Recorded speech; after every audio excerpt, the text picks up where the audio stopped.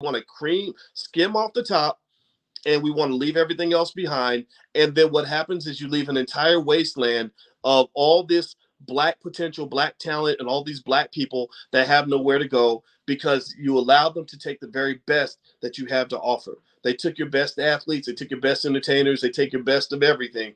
And then when you're done, when you're worthless, then University of Texas will drop that Negro off, the Negro who was playing football for them or whatever. They will drop him off back at the hood, back with his mama, and he's sitting, next thing you know, 10 years later, he's sitting on the corner with a liquor bottle in his hand with 8 babies mamas talking about how he used to be quarterback at the University of Texas. That's kind of that's pretty much how that system works. So anyway, paradigm 2 is what Dr. Anderson refers to as vertical integration. So we're going to talk about vertical integration, and he also talks a little bit about the hair care industry in a second. So page 51 of Powernomics, powernomics.com. That's Dr. Claude Anderson's website. I encourage everybody to get his books. Now that we understand the concept of ethno-aggregation and the process of pooling group resources, let us move on to the second empowerment paradigm, vertical integration. Vertical integration is a directional paradigm that comes into play after blacks as a group have ethno-aggregated around their most common and prominent characteristics. There is a commonly accepted rule in sociology of when ethnic groups are wedged in hierarchies of wealth, power, and privilege, competitive conflicts are inevitable. Vertical integration empowers blacks to be territorial and vertically mobile. It places black self-interest first and propels blacks in an upward economic direction because that is where this nation's wealth and power are localized. Wealth, income, businesses, privileges, and resource powers are fixed in parallel, with whiteness at the top of the resource ladder and blackness at the bottom. Wealth and power resources are continuously and disproportionately distributed to those at the top first. These resources circulate horizontally among members of the white in-group before portions of the wealth and power trickle down to blacks and other outgroups at the lower levels. On the bottom level, black Americans get what those above either did not want or did not need.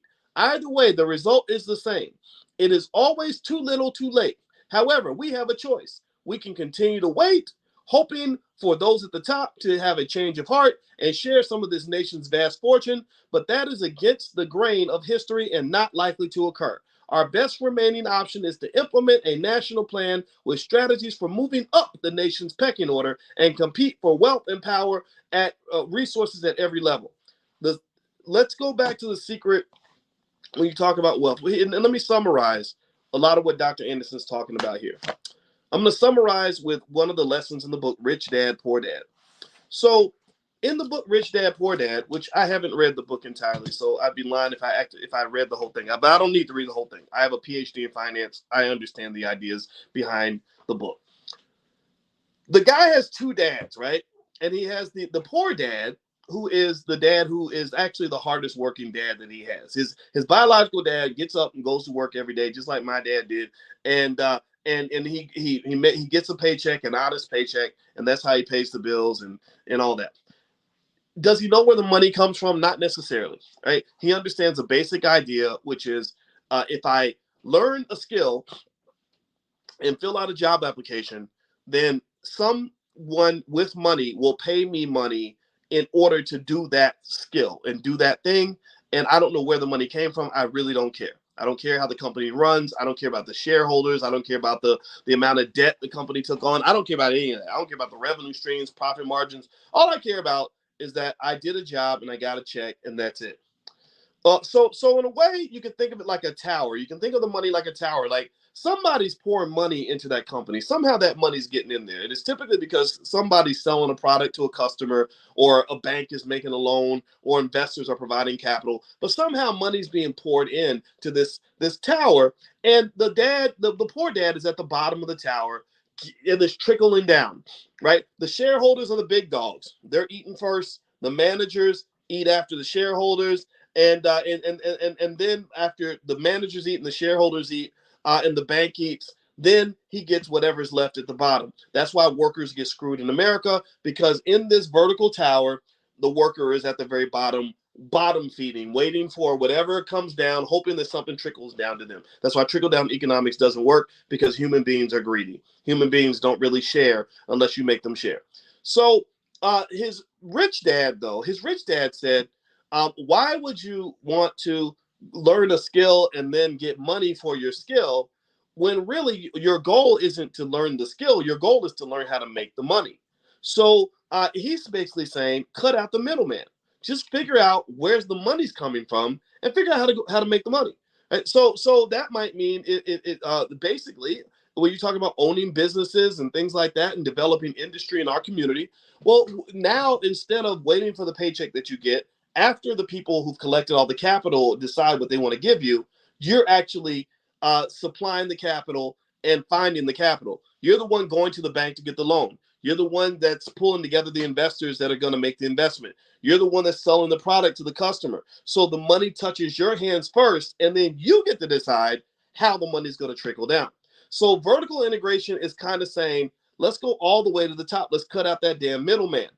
This means that when you're talking about how we train our kids, you don't train your kids to get a job. You train your kids to create a job. And then if they have to get a job, they do it. But they also have the option of creating a job in case there's no jobs available. That way, they're not hoping that they can succeed economically by being really nice to white people, hoping that they will trickle down some sort of scraps and crumbs and crap that they can pick up off the floor, hoping that somebody feeds them. So vertical integration basically says that in those industries where black people dominate, when you talk about things like the hair care industry, Lord Jesus, we spend all that money in the hair care industry. We're providing all the capital in that industry. We should be the ones controlling that industry from top to bottom. We should be doing the work at the bottom, the middle, and the top in order to really manage and make sure we get our piece of the pie. That's the only way you can compete in America. So the other thing, too, about that is when you're talking about your celebrities and you're talking about all your wealthy black people that are supposedly doing well, none of those people are impressive to me until they show me that they're developing industry or some sort of vertically integrated process that includes black people all the way from the bottom to the very, very top. And maybe they're doing some of that. Sometimes they're doing some of these things. But when you're talking about things like creating jobs and opportunities and possibilities and all that, I think that needs to be the dominant conversation. There's no celebrity that impresses me by how much money he has in the bank or how many records he sold or all this other stuff or talking a big game. Kanye West, I like the guy. I told you guys I met him on the phone. He was nice enough, but I wasn't impressed with him because all he did was tell me he literally told me he was worth $4 billion. I did not give a shit. I don't care how much money you're worth. Tell me that you created 10,000 jobs for black people. That will impress me. You bragging about how much money you have just means that you still have insecurities that are being filled by this outsized ego where you need everyone to celebrate you, where my job and my goal in life is to celebrate us as a people and to say, how can we all win? You can still be as great as you want to be, but my Lord, sitting up there and us celebrating this demagoguery in the community, we got to stop that. That fits in the category of inappropriate behavior. When we are sitting around worshiping people who have clearly made a point, not to say Kanye's in this category, I'm gonna pull him off the table because I don't want to be insulting, but literally you're honoring people who pretty much said that they wouldn't even pee on you if you were in 100-degree heat. These are people who literally have said, I'm better than you. I don't care about you. I don't care about your kids. I don't even like you. And you honor these people. What are you honoring? My Lord, get some self-esteem. I only honor you if you honor me back. I'm only going to support you if you support me back. If you're not supporting me and the people I care about, then you don't really matter. So really, I would say to you that when you're talking about the next generation, in terms of what Black wealth creation actually looks like, it has to be something that's built around all of us. It has to be something that's built to scale. And what I really suspect is going on. Somebody mentioned Devin Robinson here. I got to text Devin back. Devin sent me a text on my old phone. I did not hit him back. Thank you for reminding me. I'm gonna text him back. And if anybody knows Devin, tell him I'm sorry.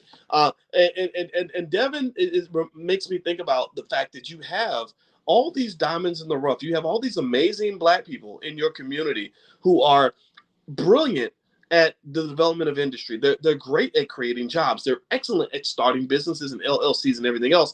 But the problem is they don't get any attention because all the attention gets soaked up by these entertainers who are pretty much worthless.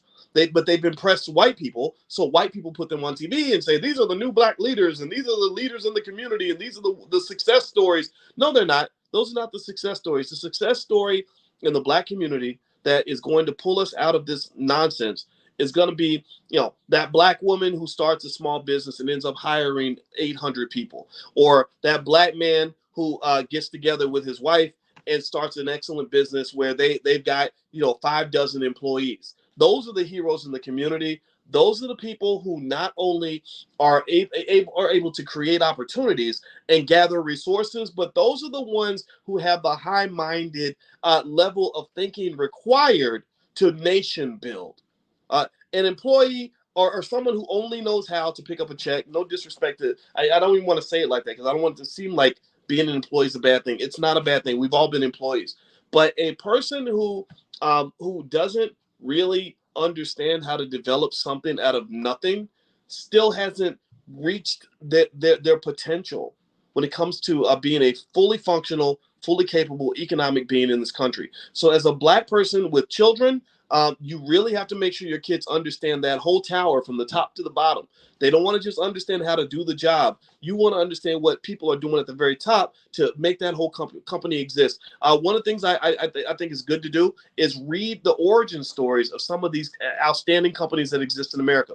Look up the fact that UPS, which is now worth hundreds of billions of dollars, that it was started by 2 teenagers who were delivering packages on their bicycle 100 years ago.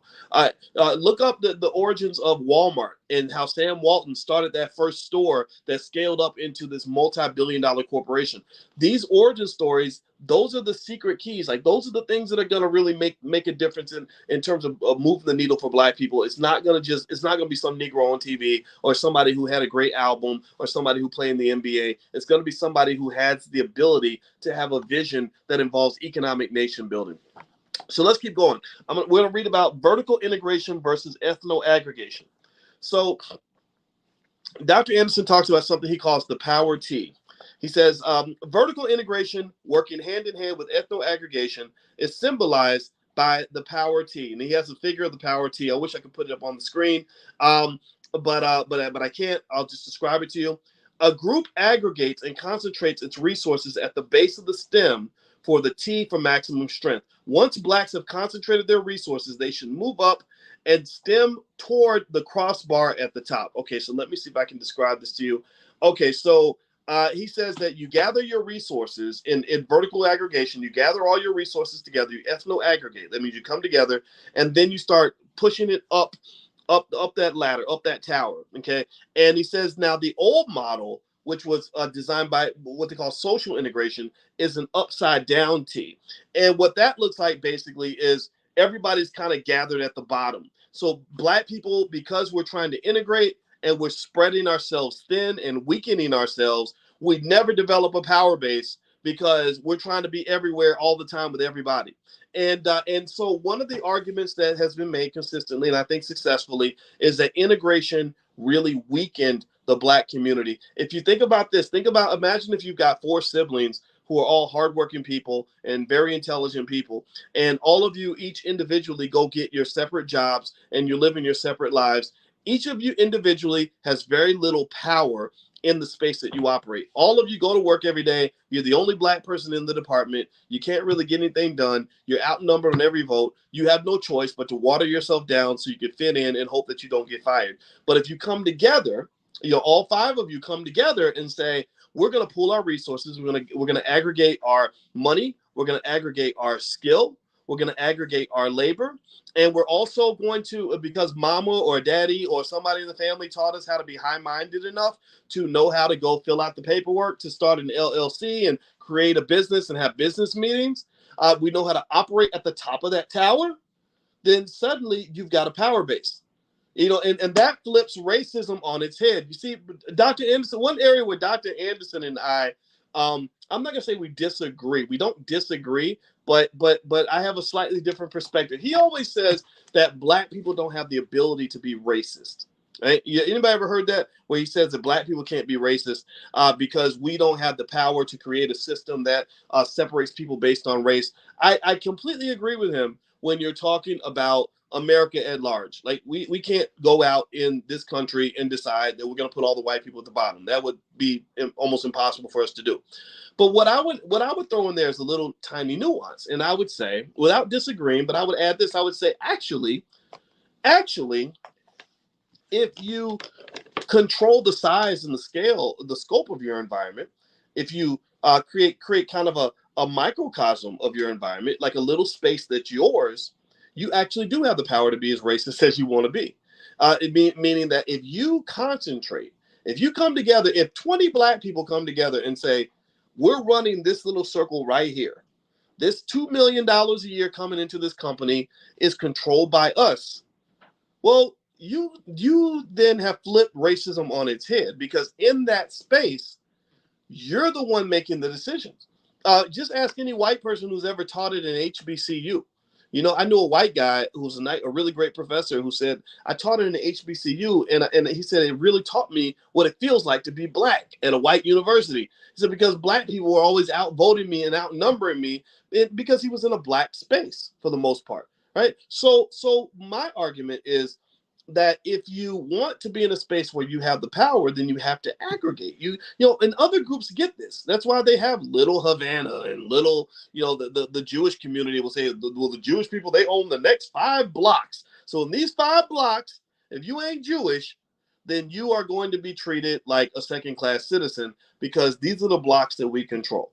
So for you, I ask you to ask yourself, what block do we control? Start with your family. If you have good relatives, if you're fortunate enough to have that, maybe you create your business in your space that's controlled by you. If you don't have good relatives, then go find some people that you can work with. Join groups and clubs and organizations. That's where the convention, I think, is very beneficial, because at the All Black National Convention, people come together and they form businesses on the spot. They form coalitions on the spot. They get together and do groups on the spot. And the people there are good. The people there are high-minded superheroes that you don't meet anywhere else. I had a conversation today with a guy who was at the convention last year, we're gonna do an event together in Detroit as well. His name is Herb Strather. He's out of Detroit. Herb told me, he said, yeah, tomorrow we're closing on a $30 million real estate deal. We have faculty in the Black Business School who've done billions of dollars worth of hotel deals. So you can't tell me that they're not just as good or better than any white guy out there. They might not have full access to the entire banking system, but my Lord, if you're able to do multi-million dollar deals working with the scraps that our community is presented with, that makes you a genius in my book. So you've got your geniuses in the community, but that ethno aggregation allows you to formulate a capital basis so that your geniuses can really be brilliant. And in fact, actually, and I'm talking about geniuses, but I'm not going to throw myself in that category, because that would make me just an absolute prick. But what I will say is this: I'm good at what I do. I can sit down with any scholar on the planet and talk about economics, and I don't feel intimidated at all. I've sat down with the smartest people on the planet, or on earth, and never once flinched. And so here's the thing: the only space where I'm able to really be as great as I believe I can be is when I'm in this space with you. Why? Well, because we have ethno aggregated our resources, our time, our blackness. We've all come together. We've created this space where there are a few thousand of you who gather with me to talk about Black economics and powernomics, and that is the space that allows me to shine. That is where I can be Boyce Watkins. That is where I can really let it out and do my thing. I can't go into Yale University and be the same scholar that I am with you, because that dilutes my superpower. My superpower is blackness. My superpower is that panther behind my head. That's my superpower. So what you want to do is be very conscious of what environment you operate in, and what environment your children operate in, because you want to be in a space that celebrates your superpower. You don't want to be surrounded by kryptonite. When you're surrounded by kryptonite, then you're going to feel weak. You're going to feel unempowered. You're going to be frustrated. You're going to feel diluted, and you're going to feel like a minority. And I hate that word minority, but that's what you're going to feel like when you go into spaces where you don't belong. All right, so let me keep reading here. All right, so Dr. Anderson says those blacks who reach the top of the T can then capture new territory by moving horizontally into non-black communities and pursuing political and business opportunities. So he says basically, when you establish your stronghold, right, you get that business where you're controlling it from the top to the bottom, then you're able to then start becoming assertive and conquering new territory and going into new industries, because now you've got something that every wealthy person has, which is a capital base. It is a capital base.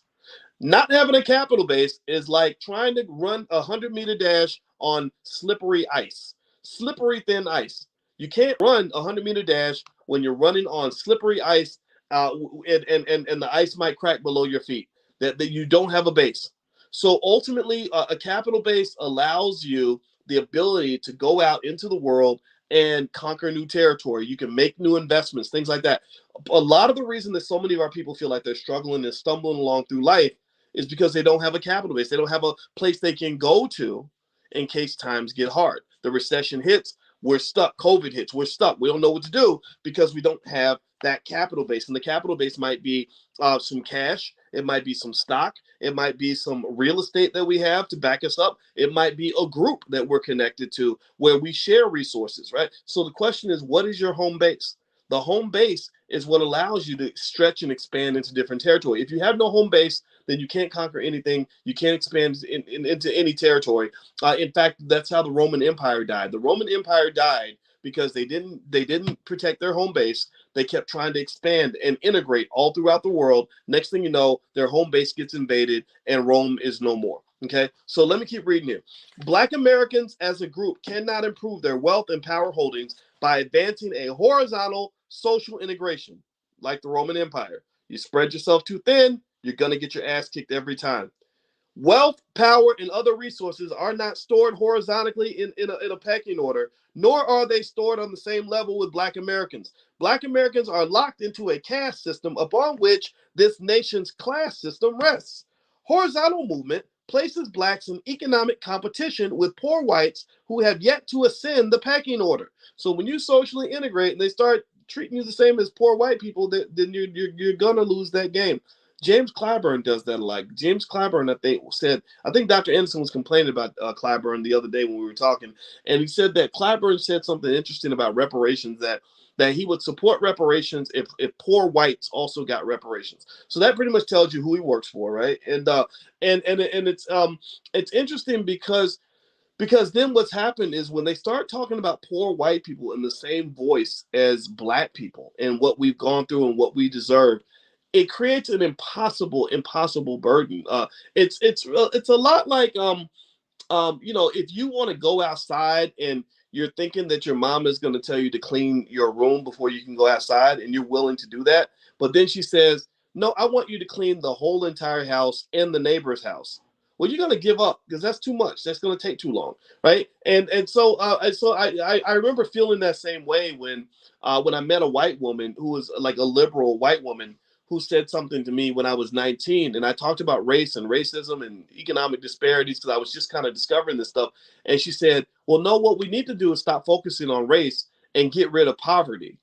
And I remember thinking, I don't know how to get rid of poverty. Like, that would take forever. America is always going to have poverty. There's always going to be people who are poorer than other people. So you're telling me I got to eliminate poverty before I can even begin to address race?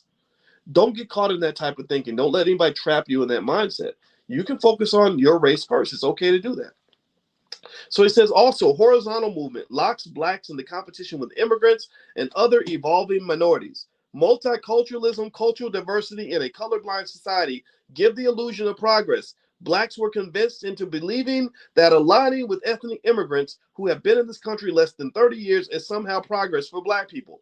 Aligning with these immigrant groups and their horizontal issues detoured Blacks. Moreover, it blurred the obligations this nation's advantaged society has to its disadvantaged Black citizens. Even now, every Black initiative is burdened with a universalism that requires them to share the fruits of their victory with other horizontal groups competing against Black America. Black Americans must not allow the vertical line of obligation between themselves and whites to be blurred. Blacks are injured by those who do not make distinctions between them and other minority groups. Equating other minority groups with Blacks demonstrates a poor understanding of history and hides the fact that Black people remain at the bottom of the pile. Horizontal movement to align Blacks with other minority or special interest groups erases Black America's special moral claim on our society and history. Although our labor built this country, we have not been properly recognized nor compensated. Worse, we have been treated as just another aggrieved minority group. We are reduced to just another political group with outstretched palms, a special interest vying for the same affirmative action programs as Eskimos and Salvadorians. We recapture our special moral claim and status by aspiring upward.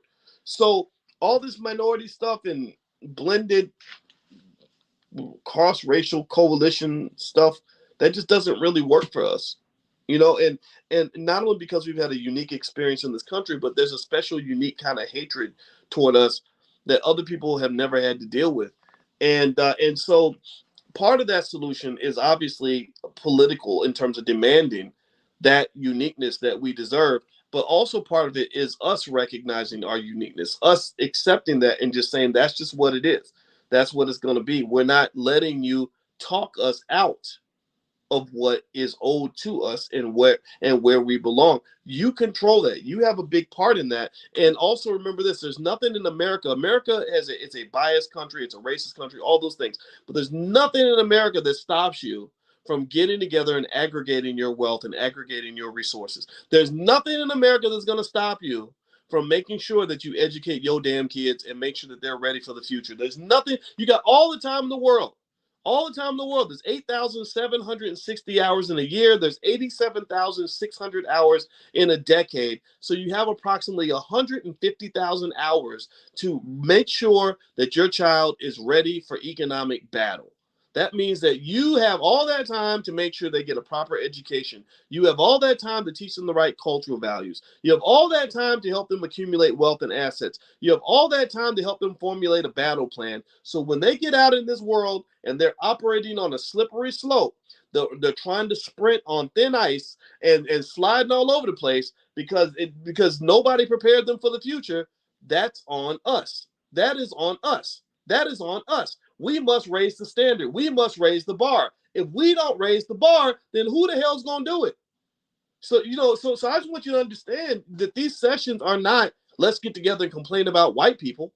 No, these are, sure, I don't put them on a pedestal. I'm not gonna sing their praises, but my Lord Jesus, your outcomes are heavily influenced by your decisions. And you know as well as I do that we waste a lot of time. We waste a lot of money. We have a lot of fear and weakness and cowardice and inappropriate behavior that is killing our ability to get certain things done. So what I would say to you is start where you are. Pick your bucket up where you stand and do what you can with what you got. Get those kids in your house ready for the future. You ain't gonna do anything crazy. You don't do anything dramatic or extensive unless you want to. Just make sure that make sure you don't let them get caught up in the line of thinking that's leading to so many of our kids growing up uneducated and completely unprepared for the future. Completely unprepared. That's on us. We run all of that. We control all of that. Control what is yours. Let me keep going. All right, so by the way, I'm reading from the book Powernomics by Dr. Claude Anderson. If you'd like a copy of the book, you can go to powernomics.com. I would encourage you to go to powernomics.com and buy as many copies as you can. My goal is to make sure that they sell out of their books as much as possible because this is a very important book. And I would say to you that the fact that you're here means that you are in that talented 10th. You are just as much a teacher as I am, just as much an ambassador of the message as I am. So I would encourage you to do that. One of the things I do is if you come up in my house, I got copies of Powernomics that I give away to people, the kids in the neighborhood. My daughter got this boyfriend, and I want to, every time I see him, I want to beat him up just because I don't think she should ever have a boyfriend. But you can't do that anymore. So when he comes by, what I do is I play basketball with him, and I'm giving all the kids copies of Powernomics. They don't know what the hell it is. They don't understand any of it.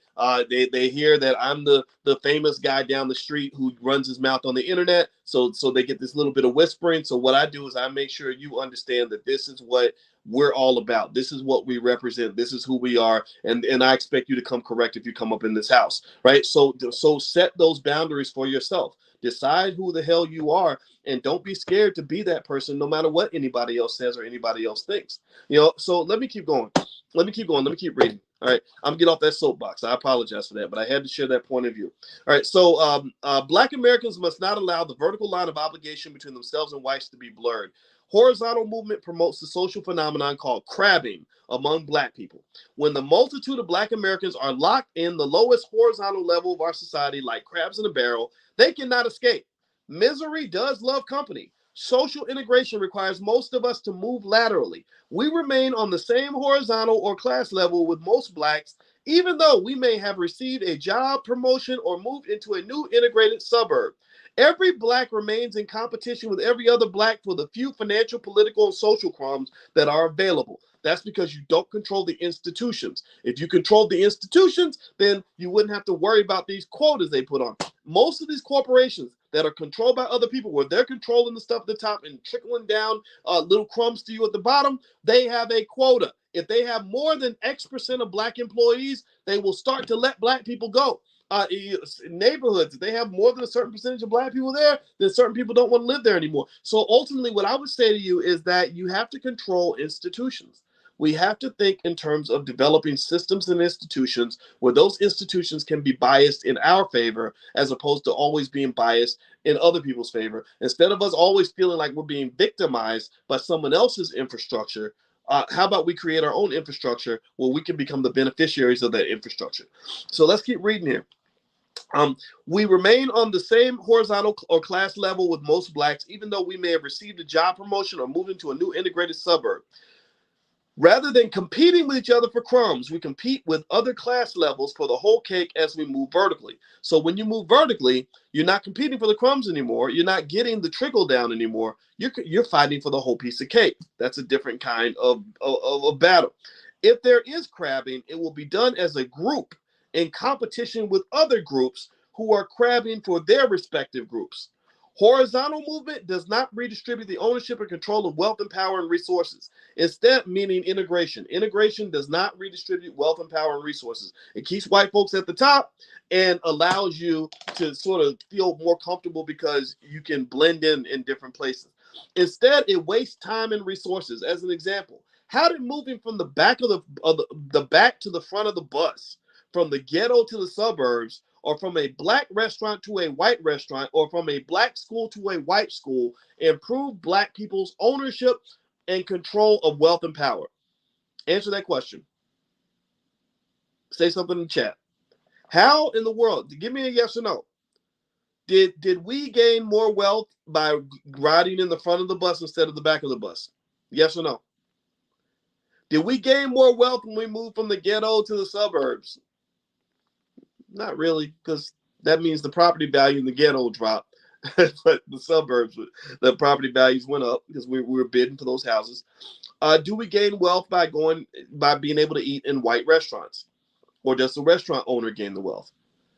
Do we gain wealth from our kids going from a black school to a white school? Does that give us more control of resources? Do we control those schools? Does that change the ownership structure in this country? No, it doesn't. So what has to occur is when you're talking about racial equality and racial progress, it must come with a conversation about ownership. Ownership, ownership, ownership. Who owns this? Who controls this? If we don't own and control it, then almost nothing else matters. Ownership. Ownership is what matters in America. The people that control America are the people who own things, the people who have access to resources. Everything else is just secondary. Everything else is like, a corporation. You think of it like a garden or something. Like I think about my wife's office, and it's this beautiful space. Her office is so much nicer than mine. My office is like a dude's office. I've just got books and crap just spread out everywhere, and it doesn't, look that great because I'm just not a neat person. My wife's office is so nice. It smells really good. It's perfectly feng shuied. She's got little hypnotic ticking clocks in her office because she's a therapist, and I go in her office and I just feel this great sense of calm because she has created the most pleasant environment in her office, and I'm jealous of that. And the thing about it is that all of that's kind of created and artificially manufactured due to the fact that she controls that space. Like all that matters at the end of the day is that it's her office and she gets to decide what that office is going to look like, what it's going to smell like, what it's going to feel like. Right? So my point is to say that when you're talking about things like social integration and how you feel in this society, all of that is it's designed.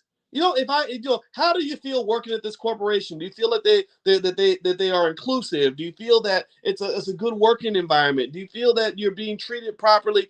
All that is socially engineered by the people who own the shit. The people who own it are the ones who get to decide what that environment's going to be like. So the rest of us are almost like it's almost like we're mere mortals who are responding to the actions of the gods. The gods are the people who created the institution. If I go work at Apple and I'm looking around and I'm so impressed by how the building looks like a spaceship, and they got a nice room where I can get fresh cups of coffee, and they got the best laptops, and they have a little playground where we can go hang out and relax during lunch break. All that's there, and I get to enjoy that. But the people who actually created all that were the economic gods who control the capital and own the damn thing. The owners are the ones who decide what that environment is going to be like. So if I find myself frustrated by the environment, then I've got to go get on my knees and pray to the gods and say, please, gods of the Apple sphere, can you please give me a longer lunch break and a nicer cafeteria? So what I'm saying to you is that it's all about getting in where you fit in. It's choosing where you're going to fit in. When I go into an institution, I don't want to be victimized by the gods. I want to be a god. I want to be among the gods. I want to be one of the people that's actually in control of this. And it starts with mindset. When you're training your child to understand what it means to gather capital and what it means to own real estate and what it means to own a business and form LLCs and become an investor, you're preparing them to be an economic god. Because then once you control the money, then all the social stuff is easy. All the social stuff, like my wife can create the perfectly feng shui office that smells good and looks good and feels good because we got the money to pay the damn mortgage and own the house and control all the property that where we're defining what the environment's going to be like. But so none of that would matter if we didn't own the damn house. You ain't got to own a big house, but you got to own a house. If you know what I mean. I'm not talking about owning the house specifically. I'm talking about just, what is your house? What do you own? What is yours? And teach that to your kids. Like, just tell them, hey, you got to have something that's yours. Something where you can define in that space what that environment's going to be like. That way you won't go through life constantly feeling like a victim. We are trained from birth on how to feel like victims. Like we get victim training from the time we're one. Oh, it's so hard to be black. Oh, it's black. They took away this. When you black, if you do something, they're gonna take it away from you. They're gonna make it hard for you. Well, who's gonna make it hard? Oh, the gods. The gods. And you put them on a pedestal like the Wizard of Oz because nobody gave you God training. I want our kids to get God training, to know what it means to be an economic God. And when I say that, and I hope I don't sound sacrilegious. I know some of you may be religious, and I'm not trying to offend you at all. But think about this. What can a God do? A God can manifest. They can see a vision and create what exists in their vision. So if your child has access to capital and they have the know-how to build a business, they can come up with an idea and manifest. They're not waiting. They're not saying, well, gosh, I hope one day somebody creates a company that lets me do advertising. They can create a company and do advertising. Or they don't say, gosh, I wish somebody would put a grocery store in my neighborhood. No, they would do like the Nation of Islam, where the people in the Nation of Islam they don't say, gosh, I wish somebody would build a grocery store here. They go build a grocery store. They manifest. So what I would like for you to do is understand that when you're talking about economics in America, this is a good place for us to finish today's lesson. You've got the economic gods that control the capital, and then you've got the people that are impacted by the actions of the gods.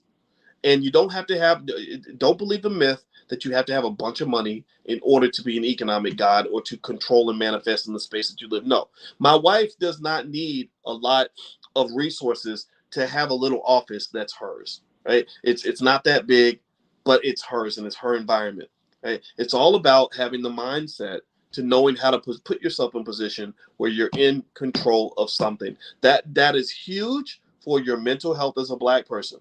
I can tell you that being Black in this country and feeling like you have no control over anything, that is the easiest pathway to depression. Studies show that depressed people tend to be people who feel like they have no control over their environment. So if you ever want to really be depressed, convince yourself that you have no say in the outcome of your life. That will depress the hell out of you. It even works with rats. They found that rats are more depressed when they feel like they can't change their situation.